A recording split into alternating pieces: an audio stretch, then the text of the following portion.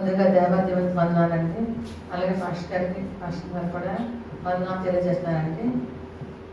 నేనైతే నా సాక్ష్యం అంటే చాలా పెద్ద సాక్ష్యం, ఈరోజు అంతా తెల్లవారిపోతుంది అనమాట, అంత చెప్పలేను, సింపుల్గా కొంచెమే చెప్తాను అనమాట. అయితే నేను 91లో 10th క్లాస్ రాశాను అనమాట. మా ఊళ్ళో మా అమ్మగారికి వేరే టీచర్కి గొడవడం వల్ల నాకు ట్యూషన్ పెట్టించలేదు అనమాట. ఆ రోజుల్లో 10th అవసరం అంటే చాలా గ్రేట్ అనమాట. అటువంటిది ట్యూషన్ లేకుండా పక్క ఊరు ఒక 6 కిలోమీటర్ల దూరం నడిచి రావడం అలా జరిగేది అనమాట. మా అమ్మ దగ్గర చాలా మంది స్టూడెంట్స్ చదువుకుండేవారు. వాళ్ళందరినీ నేను లేకుండా అనమాట.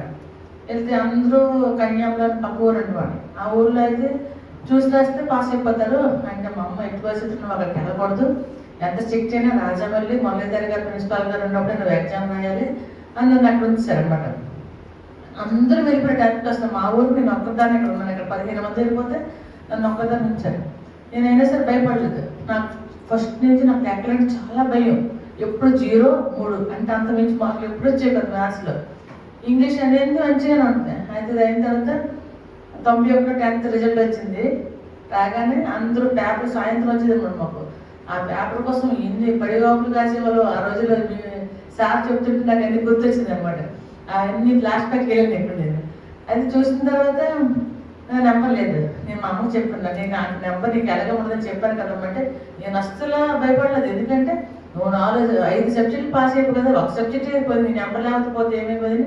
మా అమ్మగారు చాలా గర్వంగా చెప్పారు అనమాట. నేను 10th పోతే నేనే ఏడలేదండి. ఎందుకంటే నేను కష్టపడి చదివాను, ట్యూషన్ వెళ్ళలేదు, పక్కూరు చూసి రాయలేదు అని చాలా ధైర్యంగా. ఆల్రెడీ 7th క్లాస్ కూడా మంచి ర్యాంక్ వచ్చింది, నాకు సీట్ వచ్చినా పంపించలేదు. అయితే ఎగ్జామ్ పోయిన తర్వాత 91 నుంచి 95 వరకు ఇంట్లోనే ఉన్నాను.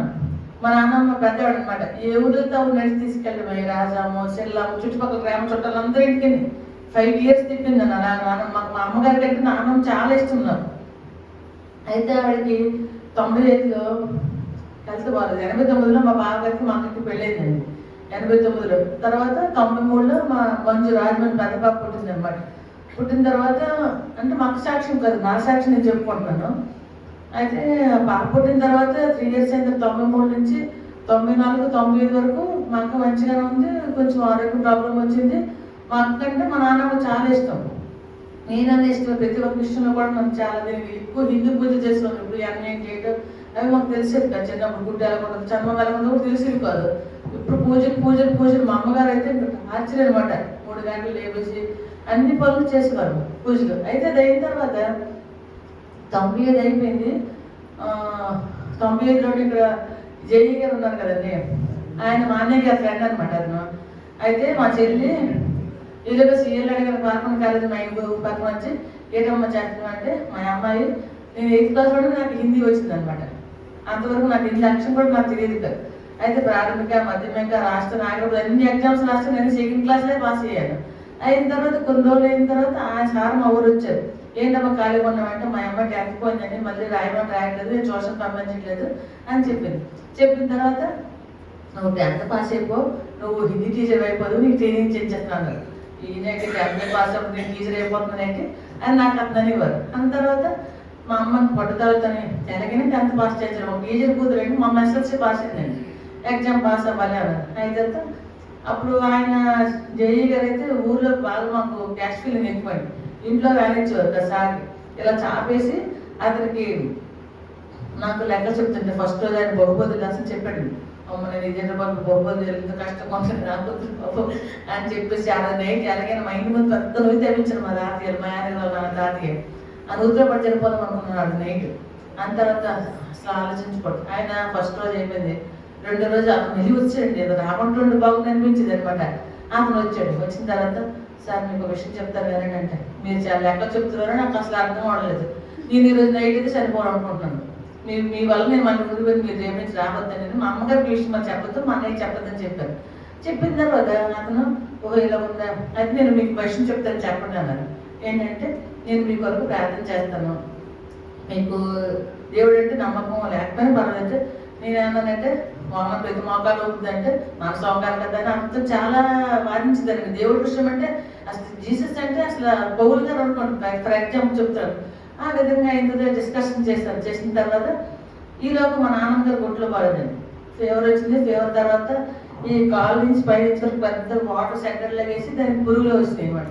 ఆ పురుగులకేమో ఆ జేఈ గారు వాళ్ళ ఊరు వచ్చిన పాస్టర్ గారిని మా ఇంటికి తీసుకొచ్చారు. తీసుకొస్తే నేను అన్నాను, మా నాన్నమ్మ బాగుంటే మాత్రం నేను దేవుడిని నమ్ముకుంటానని ఇతను చెప్పాను అనమాట. నేను 10th పాస్టర్ గారిని మాత్రం నమ్ముకుంటానని చెప్పాను అతను. చెప్పిన తర్వాత అక్కడి నుంచి నాకు అర్థమైంది అతను లెక్క చెప్పారండి. ఫస్ట్ క్లాస్ పాస్ అయిన తర్వాత సెకండ్ సారి అయిన తర్వాత మా నాన్నమ్మ హెల్త్ బాగా వచ్చాడు, పాస్టర్ వచ్చాడు. అంతవరకు పురుగులు కాదు, నేను పురుగులు నేనే సేవ చేశానండి. కోడలకి మనిషికి ఎక్కువ అనమాట. ఎన్ని మందులు వేసినా తగ్గలేదు. పాస్టర్ కూడా వచ్చారు, ప్రార్థన చేస్తే అప్పుడు మా నాన్నమ్మ గీతోపదేశం తీసుకున్నారు. 8 గంటలు మా ఇంట్లో వాటర్ నిషేధం అనమాట. అయితే అమ్మ నువ్వు ఒంట్లో కానీ బాగుంటే నువ్వు యేసుప్రభుని నమ్ముకుంటావా అని అడిగారు. అంటే ఓయేసు నాకు ఈ బాధ కన్నా కాదు, నేనే దేవుడిని నమ్ముకుంటాను, యేసుప్రభు నా దేవుడు అని అంటే నాన్న ఒప్పుకుందండి. ఒప్పుకున్న తర్వాత అది రోజు ప్రార్థన చేయడం ఒక పెన్సిల్ ఇంజక్షన్ వేసిన తర్వాత ఆ పురుగులన్నీ బయటకు వచ్చిన తర్వాత తెలుగు మంది వాడము ప్రార్థన చేసే పాస్టర్ వెళ్ళిపోయారు అనమాట. వీళ్ళే ఉండేవారు పాస్టర్ గారు. వెళ్ళిపోతుంటే తగ్గిపోయిందండి. దగ్గరికి వేసిన తర్వాత మళ్ళీ పాస్టర్ వచ్చారు. అమ్మ దేవుడిని నమ్ముకుంటాం అంటే అప్పుడు ఏదో బాధ అనిపించాను కానీ నేను ఇప్పుడు దేవుడిని నమ్ముకోను అని. ఇదైతే మా నాన్నమ్మ ఒకసారి మాట మార్చింది. నాకు కొంచెం బాధ అనిపించింది. నేనైతే రోజు నాన్నమ్మ అంటే ఇష్టం వల్ల నేను ప్రార్థన చేసేదాన్ని. చేసిన తర్వాత ఈ సార్ కూడా ప్రార్థన చేస్తారు. ఇలా 10th పాస్ మా అన్నయ్యకి బైబిల్ అన్నా ఇంతవరకు కూడా మన ఎప్పుడు తిట్టులేడు అనేక మన ఇద్దరు భయంతో నేను అలా ఉండేదాన్ని ప్రార్థన చేసుకుంటాను. అలాగే 95లోను నేను 96 పాస్ అయిపోయానండి. 96, 97లో ట్రైనింగ్కి వెళ్ళిపోయానండి. ఎంట్రన్స్ రాశానండి. అది 16 ర్యాంక్ వచ్చింది. అన్ని టక్క అయిపోయింది అనమాట. చదివితే చదువు కోసం మనకి ఫీజు కట్టడం డబ్బులు 500 ఇంటి మీద పడేసి ఇచ్చారు. అదేదో చదువు అయిపోయింది. ఆ చదువులో కూడా నాకు క్రిస్టియన్స్ ఫ్రెండ్ ఇద్దరు వెళ్తుంటే ఆర్సీఎంలో ప్రార్థన చేస్తుంటే నాకు ప్రార్థన చేయడం మంచిది. అక్కడి నుంచి కొంచెం నమ్మకం అనిపించింది. ఎంత పాస్ అయిపోయాను, మా నాన్న కొంచెం ఒంట్లో బాగుంది అని నాలో మనసు అనిపించింది. ఈలోగా మాకు ఎంత 89 97 మాకు క్యాన్సర్ రావడం అనమాట. వాళ్ళక్కడ దేవుడి గురించి చెప్పడం వల్ల వాళ్ళక్కడ దేవుడు నాకు మంచి రూట్ తెలియదు అనమాట. ట్రైనింగ్ అయిపోయింది, వచ్చేసాను. ఎట్టి వచ్చినాను బాప్తిసం తీసుకోవాలి మనసులో అని తెలియకూడదు. అమ్మ కేవలం హిందువుగానే ఉంది. ఎన్ని సమస్యలు పడుతున్నా సరే వెళ్తున్నాను. ట్రైనింగ్లో 97 మ్యాథ్స్ పాల్గొనలు పనిచేశారు జేఈ గారు. నేను కాలేజ్కి వెళ్ళేదాన్ని. బస్సు ఒకే బస్సు ఎక్కిపోను సారా మేము. ఆ రోజు ఫస్ట్ ఎక్కిపోయి నేను మాకు నాకు సీట్ ఇచ్చేవారు. వెళ్ళిపోయేవారు. వెళ్ళిన తర్వాత ఆదివారం డొమ్మకృష్ణ కాలేజ్ నుంచి చర్చికి వెళ్ళిపోయింది. గుడ్ న్యూస్ చర్చ్ అని పాల్గొన ఉంటుందండి. ఆ చర్చికి వెళ్ళిపోయాను. ఈయన నాకు ఆ చర్చ్ ఇచ్చారు. ఫస్ట్ కొత్త నిబంధన నాకు ఇచ్చారు. అబ్రహాం ఇస్సాక్ అని ఎస్సాక్ ఏంటి మగోడు కాండం ఏంటి అని నాకు బైబిల్ అసలు అర్థం అవ్వదండి. తర్వాత రాండాలు చదివిన తర్వాత ఇంట్లో వాళ్ళు తర్వాత రాజమండ్రిలో ట్రైనింగ్ అయిపోయింది, పాస్ అయిపోయాను. అక్కడికి వెళ్ళిపోయాను. ఇంకా గోల్డ్ తతంగా జరిగిపోయిందండి. జరిగిన తర్వాత కొన్ని రోజులు అయిన తర్వాత నాకు మా అక్కకి ఎంత బాధపడము కంటిన్యూ ప్రార్థన వాళ్ళేమో 6 గంటలు ముగిస్తారు. నా ప్రార్థన నేను చేసుకునేదాన్ని. అలా కొన్ని రోజులు అలా గడిచిన తర్వాత ఫైనల్గా జరిగింది ఏంటంటే మా అక్కకి 2001లో మాట్లాడింది. అందరికీ నాకు పెళ్లి చేసుకున్నానంటే మా అన్నయ్య అన్నాడు, మన ఫ్యామిలీ వాళ్ళు బాగా డబ్బు ఉన్నవాళ్ళు, వాళ్ళ డబ్బులు పేరు పొందిన నువ్వు ఎత్తిపోతే నువ్వు బయటకు సంబంధం చేయలేను, నువ్వు బాగా కష్టంగా పెళ్లి చేసుకొని మా అన్నయ్య నాకు చెప్పాడు. ఇదేం నేను చదువుకున్నాను, అతను పెళ్లి చేసుకోవడం అంటే అక్క చనిపోయిన తర్వాతే చాలా తిరిగి నేను పెళ్లి చేసుకోను. నేను చెప్పాను నేను మాత్రం పెళ్లి చేసుకోను, నువ్వు ఎవరైనా చేసుకో, ఏదో మాటని ఇచ్చాను నేను చేసుకోనని ఏదైనా ఖచ్చితంగా పెళ్లి ముందే ఫోన్ చేసి చెప్పాను నాకు పెళ్లి చేసుకుంటే బాగోదని చెప్పేసి. చెప్పిన తర్వాత మళ్ళీ మా అన్నయ్య అన్నాడు, నువ్వు హల్లెలూయా కదా, నువ్వు వేరే క్రిస్టియన్ నుంచి కదా, నువ్వు హల్లెలూయా పెళ్లి చేసుకోవాలి అని అన్నాను మా అన్నయ్య. అయితే ఒకవైపు పెళ్లి చేస్తే నాకు క్రిస్టియన్ మ్యారేజ్ చేయాలని నేను దానికోసం నాకు క్రిస్టియన్ మ్యారేజ్ చూపించుకున్నాను.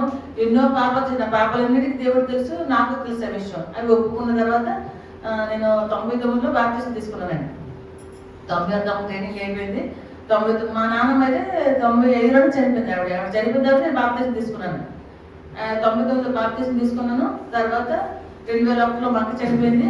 ఇంకా మా అక్క ఉన్న రోజులు ఆర్ఆర్కే మూర్తి గారు క్యాసెట్ రామేంకల్ రాధాకృష్ణమూర్తి గారిని తెలుగులో చెప్పి మళ్ళీ ధరించని ఇంక కంటిన్యూగా ఎక్కడ ప్రార్థన నాకు వెళ్ళిపోవాలండి. తాడేవుల గుడి ఎక్కడ అంటే వినడము రాయడం తప్ప ఇంకేమీ లేదు. ఎంత తిరిగి మనం నేనైతే ఎంతో కష్టాలు పడి ఎన్నో విషయాలు మా ఊళ్ళో అయితే అందరూ ఆదివారం వస్తే నేను చర్చికి వెళ్ళిపోతాను. అస్సలు సెలవు పెట్టిందని కాదు. రాత్రి అయితే తినడానికి అన్నం లేకపోతే నేను ప్రార్థన చేసుకుంటే కళ్యాణ్ ఎందుకో ఏడుస్తున్నాను. దేవుడు ప్రార్థన చేస్తుంటే వాక్ నుంచి ప్రార్థన చేస్తాను. ఇంట్లో కరెంట్ ఉండేది కదా, ఎన్నో విధాలుగా చాలా బాధపడిపోయిందండి. నేనైతే లాస్ట్కి పెళ్లి చేసుకున్నాను. ఈ పెళ్లి కూడా నచ్చలేదు, కానీ తప్పలేదు, చేసుకున్నాను. అమ్మ పట్టించుకోవాలి. అమ్మ 90 వెళ్ళిపోయింది. మా అమ్మ నన్ను విడిచిపెట్టేసి. నా దగ్గర లేదు, మా అక్క దగ్గర లేదు. మా అమ్మ చాలా ఎంతో దేవుడు నన్ను ఆదరించాడు. ఆ రోజు నేను పడ్డ కష్టాలకైతే ఈ రోజుకి దేవుడు నన్ను ఈ విధంగా నిలబెట్టాడు. ఇంకా మనకి 17 జాబ్ వచ్చింది. ఆ స్టోరీ అనుకున్న తర్వాత ఇంకోసారి చెప్తాను. కానీ 12 ఉద్యోగం వచ్చింది. 2017 నుంచి ఒక 1 year చర్చికి వెళ్ళాము. అక్కడి నుంచి ఉద్యోగం వచ్చిన తర్వాత కంటిన్యూగా ఇంకా ఉద్యోగము, ఇల్లు, 10 సంవత్సరాలు దేవుడి విషయంలో చాలా దూరం అయిపోయారు.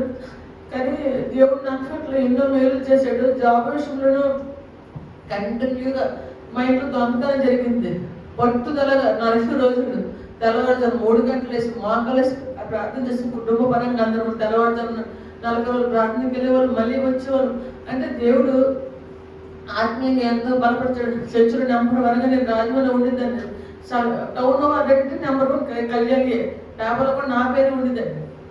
అటువంటిది దేవుడు ఎంతగానో నన్ను దీవించాడు, ఆశీర్వదించాడు. కాదు అంటే దేవుడి యందు నేను తెలుసుకొని బాప్తిసం తీసుకొని మారు మనసు పొంది, నిజమైన మారు మనసు అంటే ఈ నీళ్ళలో ఉంటాడు కదా, మన మనస్సు ముందు మారాలి, తర్వాత నూతన పరచబడాలి, అంతే తప్ప వేరే కాదు అని నాకు అనుకున్నాను. ఆత్మఫలాల్లో ఫలించాలనుకుంటా, మళ్ళీ సాతాను ఇట్లా అవుతుంది, మళ్ళీ వెళ్తుంటాం. అంటే ఒడిదుడుకులా వచ్చింది నా జీవితం అంతా.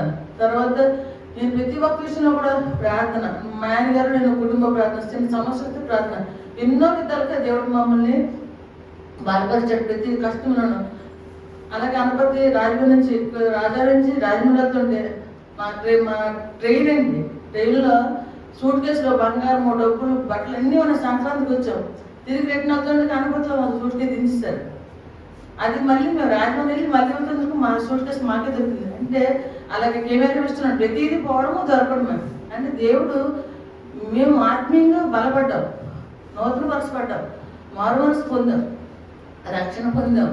పిల్లలకు కూడా అదే విషయం చేయాలంటే పెద్ద పాప విషయంలో తొందరపడిపోయి హిందూ మ్యారేజ్ చేశాను. అంటే మేము ఎంతోమంది చెప్పారు సువార్త, మా పట్ల ఎంతోమంది మాతో చర్చికి రావడం, చాలా విషయాలు జరిగాయి. అంటే దేవుడి గురించి మేము తెలుసుకున్నాము, ఇతరులకు చెప్పాము. మళ్ళీ ఈ జాబ్ పరంగా నేను చెప్పలేకపోతున్నాం. ఇప్పుడు మళ్ళీ నేను ఆత్మీయంగా వెనకబడిపోతున్నాను. మళ్ళీ ఈ చర్చికి వచ్చిన తర్వాత మళ్ళీ దేవుడికి దగ్గర కావడం, బైబిల్ వినడం, పాస్టర్ గారి పాటలు వినడము, సేవ సమాజం వినడం. అక్కడ రాజమండ్రిలో ఎలా ఉండేదాను, మళ్ళీ ఇక్కడ అలా ఉండేదాన్ని. ఈలోగా మళ్ళీ పిల్లలు వైద్యాలు జాయిన్ అవడం వల్ల మళ్ళీ కొంచెం దేవుడి దొరవైపు కొంచెం బాధ అనిపిస్తుందండి. అంటే నేను ఆత్మీయంగా ఇంకా బలపరచాలి, ప్రతి ఒక్కరికి సువార్త చెప్పేలా ఉండాలి. ఇంకా ఏది చెప్పినా సడన్గా చెప్పమో నాకు తెలియలేదు. దేవుడి జనసాక్షిని జీవించినగా.